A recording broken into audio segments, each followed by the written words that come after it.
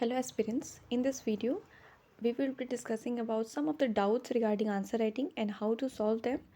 So let's begin, okay, without wasting any time. These are the questions I am frequently asked not by some of you in the comment section but also by my friends, classmates and with whom I prepare for the examination. Everyone have similar doubts, okay? So we will try to answer each and every question of this in our next video. So first question is, why answer writing is important? So for this we need to understand that importance of answer writing is directly related with importance of mains. We all know that mains is the ultimate game, ठीक है? Mains के through he we can secure our selection or even a rank in the final list. So answer writing comes very important for mains. How? Because the examiner don't know us, no background is known to them, like how much we have studied, how much we know, if anything they don't know. They only know uh, get to know us only about our answers, how what kind of words we are writing and how we are presenting our answers. They will judge ourselves by that only, by that answer, particular answer only, ठीक है? और उसी के according they will give us marks, और वो marks के through he selection can be done. So see, answer is very much important because this is the idea through which we present ourselves to the examiner कि मुझे या फिर हमें marks दीजिए so that we can get selected. So answer writing is very much important, हाँ? अगर आपने answer अच्छा नहीं लिखा, irrespective of the knowledge you have or how much you know, how much you have read, nothing matters. Only matters is that whatever you have written in that particular sheet of paper, ठीक है? इसलिए answer writing is very much important. Next question is, how can we learn about this skill? तो इसके लिए है कि if you don't know anything about answer writing, okay, no worry, just focus on the writing first. Right now just focus on the writing, then gradually go for answer writing. And what is the difference between two? See, अगर आपने कभी भी नहीं, बहुत दिनों हो गए आपने कुछ लिखा ही नहीं है, तो now you should try to write anything, like whatever you have read, try to summarize that in one or two page. And even if you are not able to recall everything, just write the keywords you have read, sorry, just write that down, okay? तो prime मोटो क्या है कि लिखना है, हाँ, point wise या paragraph लिखोगे, it's upon you, your choice. Grammar वगैरह पे बिल्कुल भी ध्यान नहीं देना है, बस अभी लिखने पे फोकस करनी है कि कुछ भी हम लिखें. So the prime motto is write to shine bright, ठीक है? लिखना है और सीखना है, इसीलिए सिर्फ समरी लिखने की कोशिश करनी है. और to those who know about answer writing but they are out of touch due to prelims, और प्रीलिम्स के प्रिपरेशन के लिए तो के टाइम तो कोई भी आंसर्स नहीं लिखते ना. So if you are out of touch then try to write 2 or 3 answers daily, per day answers. Like minimum है ये, मैक्सिमम आप कितने भी जा सकते हो, मैं बोला मिनिमम इतना लिखने की कोशिश करो. And to those who don't know anything, just try to write whatever you are reading, ठीक है? उसको समराइज़ करिए, इससे हैबिट बिल्ड होगी. और लिखने की हैबिट बहुत ज़्यादा ज़रूरी है, इसलिए ट्राई टू राइट, ठीक है? Next question is, when to start? We we all have a tendency ना कि we wait for the shubh muhurat to start anything. Like we are so lazy person, not all but most of us is like we wait कि हाँ ये हो जाएगा तो फिर ये आंसर राइटिंग करेंगे, या फिर ये हो जाएगा तो फिर ये काम स्टार्ट करेंगे. ये बहुत नेचुरल है, सब लोग ही सोचते हैं ऐसा. कोई कोई होते हैं extra ordinary genius, but most of the person ऐसे ही सोचते हैं. तो इस आंसर राइटिंग के लिए हमारे पास क्या कन्फ्यूजन होते हैं? 2 कन्फ्यूजन्स भी है. First, whether we should start writing after the completion of entire main syllabus, इसके बाद पूरा सिलेबस कंप्लीट करने के बाद स्टार्ट करना चाहिए, या फिर along with reading the topics we should write answers alongside. तो अगर कंप्लीट करने का वेट कर रहे हो कि पूरा सिलेबस कंप्लीट हो जाएगा फिर हम आंसर लिखेंगे, तो that's gonna be a very very bad idea, क्योंकि हमारे पास उतना टाइम नहीं है. 2-3 मंथ्स मैं ले रही हूँ. देखो 4 जुलाई तक हमारे पास टाइम है, और जुलाई का लगभग अगर आप पढ़ने लगो तो जून तक तो मैक्सिमम टाइम कंप्लीशन ही ले लेगा, सिलेबस कंप्लीट करने में ही चला जाएगा. और अगर 3 मंथ सिलेबस कंप्लीट करने में गया और 1 मंथ में यू विल थिंक कि हाँ पूरा आंसर लिख लिख के सारा प्रैक्टिस कर लेंगे, तो ऐसा नहीं होने वाला. You have to try to write answers alongside reading the topics. उसके साथ करो, जो टॉपिक पढ़ो उसी का आंसर लिखो, तो ग्रेजुअली प्रैक्टिस होती जाएगी. क्योंकि आंसर राइटिंग एक स्किल है, एक आर्ट है जो कि एक महीने एक सप्ताह में नहीं डेवलप होता. It's like it takes some time and you have to write for some quite some time to develop that skill. ठीक है. So the next question is it possible to master it just 4 months? So yes, ये मुझे comment section में एक person ने comment किया था, तो I would like to answer him that yes, it is absolutely possible.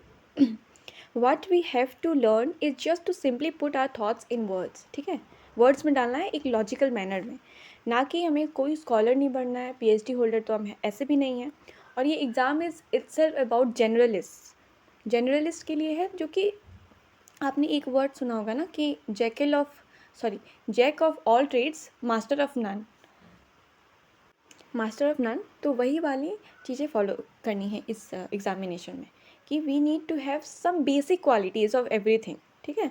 और इसके लिए क्या है, एक और कोट है बहुत important see, you can see here, excellence is doing ordinary things in extraordinarily well. This is what I am trying to say, कि आंसर राइटिंग जो हमें करनी है ना, सिर्फ ये करना है कि जो हम सोच रहे हैं, जो आइडियाज़ हैं हमारे पास, उसको पेन डाउन कर सकें, ना कि बहुत बड़े बड़े वर्ड्स लिख के, बहुत अच्छे अच्छे से लिख के तब उसको स्कॉलरली टाइप आंसर्स लिखने हैं. No, this simple answers. Okay, hope I am clear. Now the fifth question lies in what to write in an answer.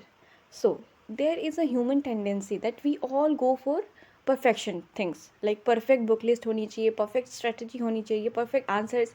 ऐसा होता है ना, आपने भी ज़रूर सोचा होगा कि जब मैं आंसर लिखूंगा ना, एकदम perfect आंसर लिखूंगा या लिखूंगी, बिल्कुल अच्छा सा. तो I would like to tell you one thing, that perfection is illusion. Perfection जैसा कुछ नहीं होता. ठीक है.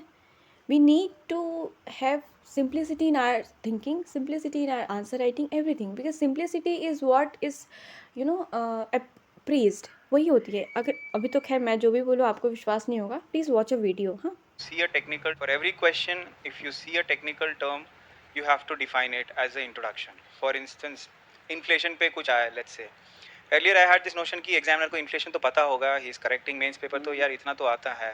You should write some for some important stuff कि नीति आयोग ने ये बोला है, या फिर रघुराम राजन book में ये लिखा है inflation. That stuff doesn't work. You have to write in a very simple way, and in the sense that you have to define inflation in a words that even a 10th standard guy understands, right? That gives that is a manifestation of clear thinking, that you bring down a definition to its structural components, like simple inflation is the consistent rise in prices of a dedicated commodity of goods. These are like nothing jargon, no jargon, but you have been able to define in one sentence. Such simplicity is what examiner looks for. It is not a sign of immaturity, it is a sign of clear thinking, that you know that a technical term ko you are able to define in simple terms possible. It is actually showing that you know the stuff, you are a clear thinker. hope you have watched the video and understood what he is trying to say.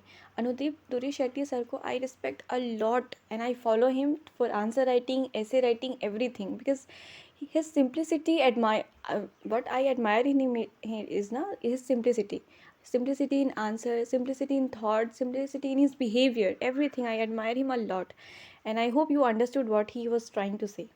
So the next question is, what can we do right now for learning this skill?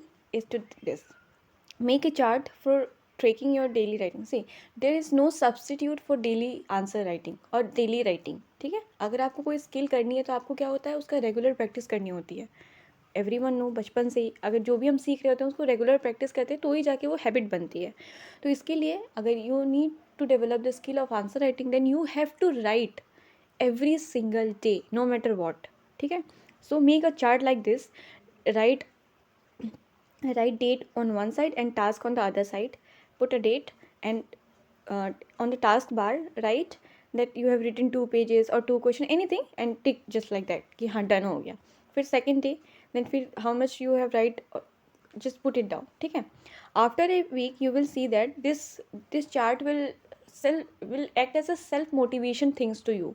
Like you have, when you see ना after 10 days कि हाँ इतना मैंने इतने 10 days में लगभग मैंने 40 questions approx में ले रही हूँ, 40 क्वेश्चंस लिख लिए हैं, तो it will motivate you to write even more कि हाँ मैंने इतने लिख लिए जबकि मुझे कुछ नहीं आता था, फिर मैं और भी लिख सकती हूँ. So this is kind of thing you need to develop, you need to build for better answer writing. So if you have watched till now, then this is the bonus point for you, is that where to get guidance from, particularly with regard to answer writing.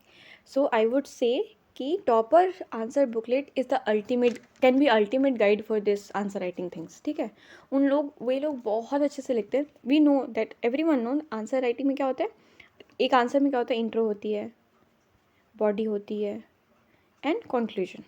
Three parts are there in the answer writing. ठीक है, and we can learn from the toppers booklet the how they write intro, body, and what they address the question, the demand of the question, everything. And if you make, if you want to video ना in that कि कैसे observe करते हैं, कैसे सीखते हैं, तो I can make a video on that also. तो उसके लिए आप अगर वीडियो नहीं देखना है तो आप खुद टॉपर के कॉपीज़ देखिए, जो कि विजन IAS के वेबसाइट पे या ऐसे मिल जाएंगे, टेलीग्राम पे भी मिल जाते हैं, तो वहाँ से देखिए. एंड UPSC वालों का ही, क्योंकि APSC वालों का अभी तक मुझे मिला नहीं है. So this is what, and try to observe from them, learn from them, and imitate the flow chart and the diagram they have followed ना. वो कोई जो static topic होते हैं ना, उस वहाँ से आप copy कर सकते हो. For example this, see, ये कनिष्क कतारिया की कॉपी थी. कॉन्ट्रैक्ट फार्मिंग के लिए देखो उन लोगों ने कितने प्यार से ऐसे वन लाइनर ही बोल सकते हैं इसको, मतलब छोटे से पैराग्राफ में इंट्रोडक्शन दे दिया, और प्लस इसी को it helps in this point wise answer. इसमें कौन सा एग्जामिनर मार्क्स काटेगा बताओ. एवरीवन विल खुशी खुशी देंगे कि हाँ ही नोज द पर्सन. ये कितना अच्छा एक इम्प्रेशन क्रिएट कर रहा है कि the candidate knows many thing about contract farming.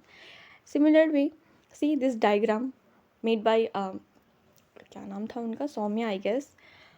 हाँ, उन्होंने बोला इनसर्कलमेंट ऑफ इंडिया. ये चाइना का है, चाइना जो इनसर्कलमेंट कर रहा है through military camps in different countries like here in Chittagong, यानी हम्बनतोता इन श्रीलंका, जिबोती इन ये हॉर्न ऑफ अफ्रीका, दिस सब काइंड ऑफ थिंग्स. कितने प्यार से ये डायग्राम के थ्रू she has made.